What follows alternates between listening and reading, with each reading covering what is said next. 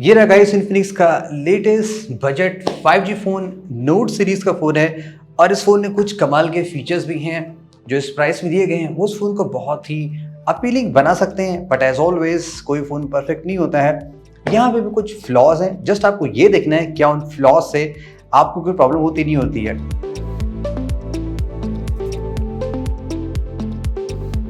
बात करते हैं सारे फीचर्स की। सबसे पहले जो अच्छा लग रहा है पहले वो कवर कर लेंगे, उसके बाद हम कुछ कॉन्स की बात करते हैं। सबसे बेस्ट पार्ट जो मुझे लगा इस फोन में वो इसके बॉक्स के कंटेंट है, बिकॉज इसमें काफ़ी कुछ दिया गया है, भर भर के दिया गया है। सबसे बेस्ट पार्ट क्या है कि यहाँ पे आपको एक केस मिलता है, वो है हार्ड प्लास्टिक का केस है, यानी कि ये कलर नहीं चेंज होगा। प्लस यहाँ पे JBL की ब्रांडिंग में बॉक्स में ऑफ कोर्स आपको चार्जर भी मिलेगा, केबल चार्जर 45 वॉट का चार्जर है। यहाँ पे आपको एक टेम्पर ग्लास भी फोन में पहले से मिलता है। कुछ एप्लीकेशन किट भी मिला हुआ है, वो भी इन्फिनिक्स ब्रांडेड है, कोई भी लोकल ब्रांड नहीं है। अगर आप इसको देखेंगे ऑफ कोर्स ये आईफोन इंस्पायर्ड डिज़ाइन है, नियरली वैसा ही डिज़ाइन देने की कोशिश की गई। लाइक जो फ्रेम है एकदम ग्लॉसी फिनिशिंग में दिया गया है, जैसे कि आईफोन के स्टेनलेस स्टील फ्रेम से मिलता है। लेकिन इस ग्लॉसी फ्रेम का एक ड्रॉबैक क्या है कि यहाँ पे आप देखेंगे बहुत सारे स्मजेस लग जाते हैं। बैक पैनल इसका प्लास्टिक का है, यहाँ से मैंने स्टिकर हटाया तो यहाँ पे भी एक परमानेंट सा ग्लू से लग गया है। Side mounted fingerprint sensor, top पे छोटा सा वॉल्यूम बटन है और ऑन दी टॉप यहाँ पे भी देख सकते हैं जैसे कि वीवो फोन्स में होता है ना प्रोफेशनल फोटोग्राफी और ये सब, यहाँ पे लिखा गया है JBL। फोन का इस प्राइस के हिसाब से 14,000 का अगर मान के चलें काफ़ी प्रीमियम फील हो रहा है। कैमरे का मॉड्यूल देखिए आपको ऐसा लग रहा होगा कि Oppo Reno 8 Pro वहाँ पे भी से बिग थिंग दिखी थी। इस फोन में ट्रिपल कैमरे का सेटअप दिया गया है, लेकिन उसमें बहुत बड़ा झोल है। वो क्या झोल है अभी आपको मैं बताता हूँ। यहाँ पे Dimensity 6080 CPU मिलता है। इसको आप डायरेक्टली अगेंस्ट कर सकते हैं स्नैपड्रैगन 695 के, और आप कह सकते हैं ये थोड़ा सा बेटर वर्जन ऑफ स्नैपड्रैगन 695 है। वो कैसे अभी बताता हूँ।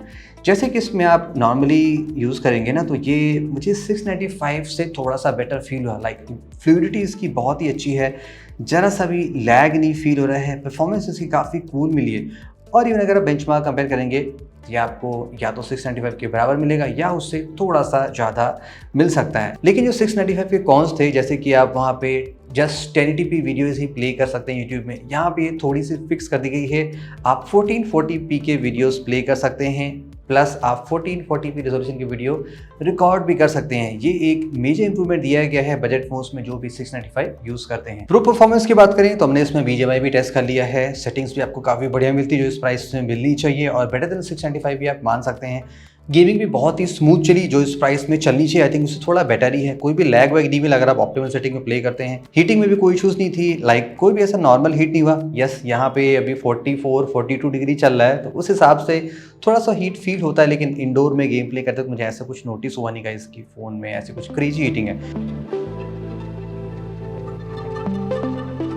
लेट्स टॉक अबाउट गाइस इस फोन की फोटो की क्वालिटी कैसी है, क्योंकि परफॉर्मेंस के बाद मुझे इस फोन का कैमरा भी बहुत ही अच्छा लग रहा है। अभी आप जो देख रहे हैं इस फोन के रियर कैमरे से इंडोर में फिल्म कर रहा हूँ। बेस्ट पार्ट यहाँ पे क्या है, जो स्नैपड्रैगन 695 की लिमिटेशन थी वो फिक्स हो गई, जैसे कि आप 2 के रिजोल्यूशन के यहाँ पे वीडियोस बना सकते हैं। कोई 4K नहीं है। ऑफकोर्स इस प्राइस में सैमसंग का फ़ोन लेंगे तो आपको 4K भी मिल सकता है, जैसे कि जो F सीरीज़ का आता है, बट यहाँ पे अलग कहानी है। 3 कैमरे यहाँ पे दिए गए हैं, बट ये चीज़ अभी तक समझ नहीं आई कंपनी तो एक्स्ट्रा कैमरे यहाँ पे क्यों देती है जिसका कोई यूज़ नहीं है, वो पता भी नहीं चलता। मेन कैमरा 108 MP का है, सैमसंग का HM6 सेंसर है, उसकी क्वालिटी कैसी अभी हम बात करते हैं। लेकिन जो यहाँ पे अदर 2 कैमरास हैं, AI कैमरा गॉड नोस और इन्फिनिक्स नोस कि वो कैसे काम करता है कंपनी ने कभी नहीं बताया। 2 MP का डेप्थ सेंसर दिया गया है। कम ऑन गाइस, आज के टाइम पे डेप्थ सेंसर की क्या जरूरत पड़ती है, सॉफ्टवेयर जबकि इतना स्ट्रांग हो चुका है। फोटोज की क्वालिटी आप देख सकते हैं कैसी है, डिटेल्स अच्छी आ रही हैं।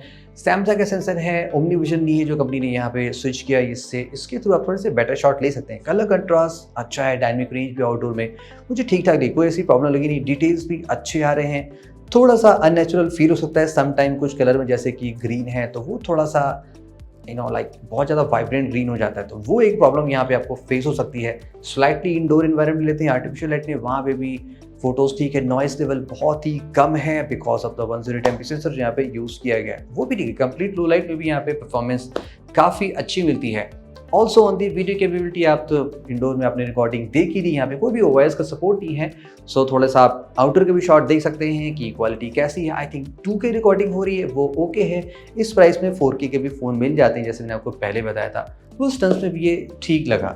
On the best part, front कैमरे से आप 2K रेजोल्यूशन के वीडियोस बना सकते हैं। ये भी एक क्रेजी बात है। लाइक OnePlus के फ़ोन आप देख लीजिए, कितना भी फ्लैगशिप ले लो 1080p ही बनता है। और भी फ़ोन पॉसिबल है, लेकिन इस प्राइस में आई थिंक 2K बहुत ही बिग डील हो जाती है। तो रील्स बनाते हैं तो आप अच्छी क्वालिटी बना सकते हैं। वैसे इंडोर में मैं देख रहा हूँ, सो कलर लाइक हल्के से लेस सैचुरेटेड फील हो रहे हैं। जैसे कि ये तो हल्का सा डार्क पिंक है एंड ये मोस्टली ओके आ रहा है। यहाँ पे जो भी आप कलर्स देख रहे हैं वो भी नियरली ओके आ रहा है। लाइक इंडोर में आप रील्स बना रहे हैं, आई थिंक फ्रंट कैमरा इसका प्रीटी इंप्रेसिव है। सेल्फी भी आप देख सकते हैं एकदम नेचुरल कलर में आ रही है। सो या ओवरऑल इस कैमरे का, इस फ़ोन का मुझे कैमरा डिसेंट लगा। जस्ट जो प्रॉब्लम थी एक्स्ट्रा सेंसर की, वो मैंने आपको बता दी। ये डिस्प्ले मुझे थोड़ा सा अच्छा भी लगा और यहाँ पे थोड़ी सी प्रॉब्लम लगी। जैसे कि अच्छा क्या यहाँ पे है कि कंप्लीट फ्लैट डिस्प्ले है। कोई भी यहाँ पे जो इन्फिनिटी यू वाले जो कटआउट्स आजकल मिलने लगे हैं फिर से, वो यहाँ पे नहीं दिया गया है। इस फोन की peak brightness maxed out to 580 nits की है, जो कि बहुत ज़्यादा तो नहीं है, लेकिन I think most of the situations के लिए ये मोर देन इनफ है। ये डिस्प्ले अप टू 120 हर्ट्ज का रिफ्रेश रेट सपोर्ट करता है। बेस्ट पार्ट क्या है, यहाँ पे आपको 4 ऑप्शन दिए गए हैं, लाइक 120, 90, 60 और ऑटो पे। मैंने through out the review process में इसको ऑटो पे यूज़ किया है। एक बात मैंने ये नोटिस की कि ये फ़ोन फोर्स ज़्यादा करता है कि जैसे ही जरा सा भी स्टैंड बाई होता है, 1 सेकंड के लिए भी क्यों ना हो, तो ये इंस्टेंटली पावर सेविंग के लिए 60 हर्ट्ज पे चला जाता है, जो कि बेस्ट पार्ट है। लेकिन इसमें ड्रॉबैक क्या लगा कि आज तक फ़ोन मैंने कभी देखा नहीं कि 90 हर्ट्ज पे स्विच किया हो। 2 तरह के यहाँ पे कलर स्टाइल मिलते हैं। बाय डिफ़ॉल्ट फ़ोन ओरिजिनल पे आता है और सेकेंडली यहाँ पे ब्राइट कलर्ड पे आता है। तो ब्राइट और ओरिजिनल में कोई खास डिफरेंस नहीं है। जैसा हमने लावा के फ़ोन में देखा था ना, अग्नि 2 में, वैसा ही कहानी यहाँ भी है। कोशिश ये की जा रही है यहाँ पे कि DCI P3 पे 100% कवर करने की कोशिश जा रही है, लेकिन आई थिंक वो हो नहीं पा रहा है। तो एवरेज कलर प्रोफाइल आप मान सकते हैं। प्लस फ़ोन में कोई भी HDR का सपोर्ट नहीं, इवन तो यहाँ पे वाइड बैंड L1 दिया गया है, यानी कि आप HDR10 और HLG वीडियो डिकोड कर लेंगे, लेकिन आप HDR कंटेंट डायरेक्टली इसमें प्ले नहीं कर पाएंगे विद दी बेटर क्वालिटी। तो ये यहाँ पे कुछ ड्रॉबैक मुझे फील हो रही है। जो डिस्प्ले में अदरवाइज लुक वाइज अच्छा है, फ्लैट है, कलर वलर इसमें ठीक आ रहे हैं, LTPS डिस्प्ले है, सो क्वालिटी उसके हिसाब से यहाँ पे अच्छी मिल रही है। 5000 mAh की बैटरी मिलती है और बॉक्स में 45 वॉट का वायर चार्जर दिया गया है। वैसे कूल पार्ट, कंपनी ने ऐसा क्लेम किया है कि इस फ़ोन की जो बैटरी इंड्योरेंस है वो थोड़ी इंप्रूव की गई। लाइक अगर आप 1000 टाइम्स इसको चार्ज कर लेते हैं तब जाके जो बैटरी कैपेसिटी है वो अराउंड 80% तक आती है, जो कि अदर ब्रांड के कंपैरिजन में 25% अप है, जो कि यूजुअली 800 साइकिल्स होता है। प्लस यहाँ पे बाईपास चार्जिंग का फीचर दिया गया है, स्पेशली अगर आप गेमिंग के लिए यूज़ करते हैं ना, तो ये काफ़ी बेटर है। अगर आप चार्ज करते हुए गेम प्ले करते हैं तो वो पावर डायरेक्टली आपके CPU अदर पार्ट्स में चली जाएगी, बैटरी को चार्ज नहीं करेगी और आपका फ़ोन हीट नहीं होगा। ये इस प्राइस में एक बढ़िया लीडिंग फीचर आई थिंक जो अदर ब्रांड्स में नहीं मिलता, वो यहाँ पे दिया गया है। यूजुअली इन्फिनिक्स के फ़ोन बहुत ज़्यादा बैकअप देते हैं, लेकिन हमारे इस टेस्टिंग पीरियड में ये फ़ोन 2 दिन चल रहा है कैजुअल यूज़ में, लाइक कैजुअल जो मिक्स में मान सकते हैं। इससे पहले के इन्फिनिक्स फ़ोन मैंने 3 से 4 दिन भी बड़े आसानी से मिक्स यूज में निकाले, लेकिन यहाँ पे थोड़ा सा मुझे कंप्रोमाइज़ लग रहा है। बैटरी चार्जिंग इस फ़ोन की सुपर फास्ट नहीं है। मुझे जो स्टैट्स मिला वो आप देख सकते हैं स्क्रीन पे, अराउंड 66 मिनट लगा मुझे इस फ़ोन को फुल चार्ज करने में।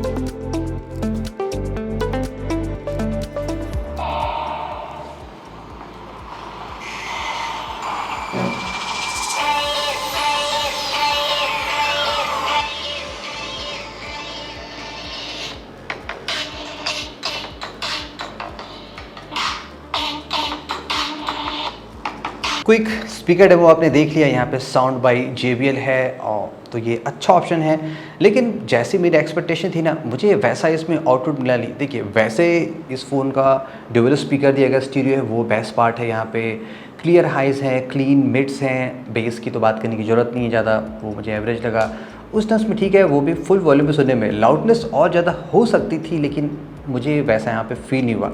तो ये आप डिसेंट और गुड क्वालिटी स्पीकर मान सकते हैं। जितना एक्सपेक्टेशन थी उससे एक्सीड नहीं हुआ, थोड़ा सा नीचे ही आप मान सकते हैं, बट अगेन वेरी नाइस। ये XOS 13 है, एंड्रॉयड 13 के बेस पे है। एक मेजर वर्जन ऑफ एंड्रॉयड मिलेगा, ये अगेन एक डाउन साइड है। आजकल सारे फ़ोन मैन्युफैक्चरर 2-3 देने की कोशिश कर रहे हैं, यहाँ पे just single version of update दिया जाएगा। Okay, agreed. बहुत सारे यहाँ पे आपको प्री इंस्टॉल्ड एप्लीकेशन मिलेंगे, जैसे कि गूगल के तो चलो मिलते ही, इसमें भी एक्स्ट्रा चीज़ें बहुत हैं, सेफ्टी, फाइल्स, XOS फैमिली के बहुत सारे एप्लीकेशन यहाँ पे प्री इंस्टॉल्ड हैं। बहुत सारी ये टूल्स वाली चीज़ें हैं जो आप आई थिंक यूज़ करेंगे भी नहीं, जैसे कि कार्ड केयर, नोट पैड, सब चीज़ें स्टॉक गूगल की ही चलती हैं। प्लस अदर एप्लीकेशन यहाँ पे बहुत सारे हैं। आप इस पे आके थोड़ा सा नीचे करेंगे, आई थिंक एड्स तो अब नहीं आ रहे हैं, पहले एड्स थोड़े आते थे, वो कम हो गए हैं। AHA गेम्स, ये भी कुछ एक्स्ट्रा चीज़ें यहाँ पे दी गई हैं। सो फोलैक्स, बहुत सारी चीज़ें।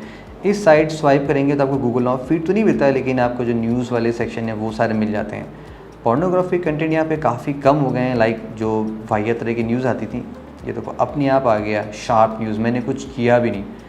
तो ये चीज़ें थोड़ी सी एनवाइंग हो सकती हैं। कस्टमाइजेशन की बात करें तो यहाँ पे सुपर डीप लेवल का कस्टमाइजेशन आपको मिलता है। बहुत सारे फीचर यहाँ पे दिए गए हैं, जैसे कि lightning, multi window, smart panel, social turbo, mem fusion, smart scene, तमाम तरह की चीज़ें यहाँ पे दी गई हैं, जो कि इस फ़ोन को बहुत ज़्यादा कॉम्प्लेक्स बना देती हैं। आई डोंट नो, मैंने तो सारे फीचर एक्सप्लोर नहीं किए, लेकिन बेटर पार्ट क्या है कि इतनी ज़्यादा चीज़ें होने के बाद भी ये रोम स्टेबल है, स्मूथ है, कोई ऐसा लैग नहीं फील होता। तो ये बेटर पार्ट है, वर्स्ट पार्ट भी है और बेटर पार्ट भी है। एट द एंड क्या आप इस फ़ोन को बाय करें ना बाय करें, क्या मैं आपको ये फ़ोन रिकमेंड करूँ ना रिकमेंड करूँ? देखिए, जो 4GB रैम का वेरिएंट है वो सबसे चीपेस्ट है, 14,000 में मिल रहा है। 16,000 में आपको 8GB 256GB का स्टोरेज मिल रहा है, जो कि मोर देन इनफ है। वैसे SD कार्ड भी यहाँ पे लग जाता है अगर आप लगाना चाहें तो। 16,000 के हिसाब से इसमें काफ़ी चीज़ें बहुत ही बढ़िया दी गई हैं, जैसे कि परफॉर्मेंस अच्छी है, डिज़ाइन बहुत ही अच्छा है, एक्सेसरीज भी बहुत बढ़िया मिल रही हैं, प्लस स्पीकर्स भी अच्छे हैं, JBL ट्यून, सारी चीज़ें कूल हैं। कैमरे की जो प्रॉब्लम थी वो भी फिक्स हो गई है, जैसे कि ओमनी विजन के बजाय अब सैमसंग आ गया, लेकिन अल्ट्रा वाइड वो सारी चीज़ें मिसिंग है जो कि मिल सकती हैं। जो मेन मुझे प्रॉब्लम लग रही है वो अपडेट को लेके है, प्लस यहाँ पे जो कॉम्प्लेक्सिटी दी गई रोम की, अगर आपको उससे कोई दिक्कत नहीं है then I think it's very good phone for you. आपको काफ़ी अच्छा पैकेज मिल रहा है 15,000 में। अगर आप कार्ड ऑफर लगा लेंगे तो शायद थोड़ा सा कम हो सकता है। Thank you so much guys for watching this video. See you very soon and have a great day.